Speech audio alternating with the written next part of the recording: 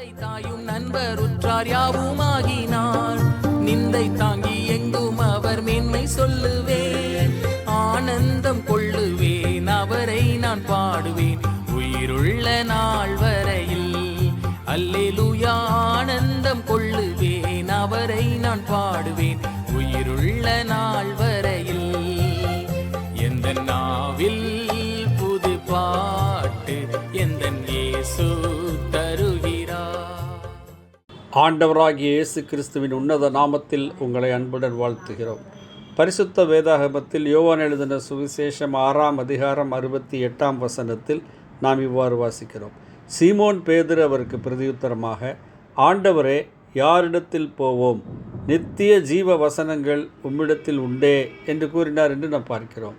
ஆண்டவராகிய இயேசு கிறிஸ்துவை நோக்கி மூத்த அப்போஸ்தலனாகிய சீமோன் பேதுரு, ஆண்டவரே, நாங்கள் யாரிடத்தில் போவோம் என்று சொல்லுகிறதை நாம் இங்கே பார்க்கிறோம். இன்றைக்கு உலகத்திலே நாம் எந்த ஒரு பொருளை வாங்கினாலும் அந்த பொருள் எவ்வளவு நாட்கள் நமக்கு உழைக்கும் என்று நாம் சிந்திக்கிறோம். கேரண்டி இருக்கிறதா, அதற்கு வாரண்டி இருக்கிறதா என்றெல்லாம் நாம் பார்க்கிறோம். அதே நேரத்தில் நம்முடைய ஜீவனை குறித்து நாம் சிந்திக்கிறதில்லை. நம்முடைய ஜீவன் நிலையற்றதாக இருக்கிறது. மனிதனுடைய வாழ்நாள் காலங்கள் எவ்வளவு என்று யாருக்கும் தெரியாது. நினையாத நேரம், நினையாத பிரகாரம் மனிதன் இந்த உலக வாழ்க்கையை முடிக்கிறான். நிலையற்ற ஜீவன். ஆனால் இங்கே நாம் பார்க்கிறோம், நித்திய ஜீவ வசனங்கள் என்று நாம் வாசிக்கிறோம். அருமையானவர்களே, நித்திய ஜீவனுக்கு ஏதுவான வசனங்கள் தேவனிடத்திலே மாத்திரம் உண்டு. தேவகுமாரனாகிய ஆண்டவராகிய இயேசு கிறிஸ்துவனிடத்திலே மாத்திரம் உண்டு. ஒரு மனுஷன் தன்னுடைய உலக வாழ்க்கையை முடித்த பிறகு அவனுடைய எதிர்காலம் என்ன என்பதை குறித்து ஜீவ வசனங்கள் நமக்கு போதிக்கிறது. நித்திய ஜீவனை குறித்து அந்த வசனங்கள் நமக்கு சுட்டி காண்பிக்கிறது. நாம் அப்போஸ்தலனாகிய பவுல் ரோமருக்கு எழுதின நிருபம் 6ஆம் அதிகாரம் 23ஆம் வசனத்திலே, பாவத்தின் சம்பளம் மரணம், தேவனுடைய கிருபை வரமோ நம்முடைய கர்த்தராகிய இயேசு கிறிஸ்துவினால் உண்டான நித்திய ஜீவன் என்று வாசிக்கிறோம். ஆமருமையானவர்களே, பாவம் செய்ததினாலே எல்லா மனிதர்களும் தண்டனைக்கு பாத்திரராயிருக்கிறார்கள். பாவத்தின் சம்பளம் மரணம். The wages of sin is death.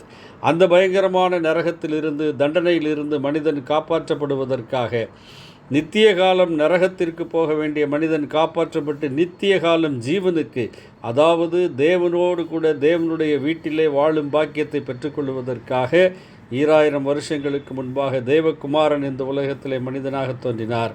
மனுக்குலத்தின் பாவபாரத்தை தன் மீது ஏற்றுக்கொண்டு கல்வாரி சிலுவையில் தம்முடைய ஜீவனை பலியாக ஒப்பு கொடுத்து பாவ மன்னிப்பை அவர் உண்டு பண்ணினார்.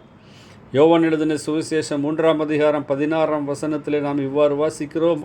தேவன் தம்முடைய ஒரே பேரான குமாரனை விசுவாசிக்கிறவன் எவனோ அவன் கெட்டுப்போகாமல் நித்திய ஜீவனை அடையும்படிக்கு அவரை தந்தருளி இவ்வளவாய் உலகத்தில் அன்பு கூர்ந்தார். விசுவாசிக்கிறவர்கள், ஆண்டவராகிய இயேசு கிறிஸ்துவை ஏற்றுக்கொள்ளுகிறவர்கள், அவர்கள் நித்திய ஜீவனை அடைவார்கள் என்று வேத வசனங்கள் தெளிவாய் சொல்லுகிறது. அவர்களுக்கு தண்டனை இல்லை, அவர்கள் அழிந்து போவதில்லை, அவர்கள் கெட்டுப்போவதில்லை என்று வேதவசனம் சொல்லுகிறது. அருமையானவர்களே, இந்த நித்திய ஜீவனை நீங்கள் பெற்றுக்கொள்ள உங்களுக்கு விருப்பமா? நீங்கள் ஒவ்வொருவரும் அந்த நித்திய ஜீவனை பெற்றுக்கொள்ள வேண்டும் என்று நாங்கள் விரும்புகிறோம். விசுவாசத்தின் மூலமாக ஆண்டவராகிய இயேசு கிறிஸ்துவை இரட்சகராய் தெய்வமாய் ஏற்றுக்கொள்வதின் மூலமாக, அவருடைய கல்வாரி சிலுவை மரணத்தின் மூலமாக, கல்வாரி சிலுவையிலே சிந்தப்பட்ட மாசற்ற தூய இரத்தத்தின் மூலமாக பாவம் மன்னிக்கப்பட்டு முடிவில்லாத பேரின்ப வாழ்வை நீங்கள் பெற்றுக்கொள்ள வேண்டும் என்பதே உங்களுக்காக நாங்கள் தேவனிடம் செய்யும் ஜெபமாய் இருக்கிறது. ஆமேன். நன்றி.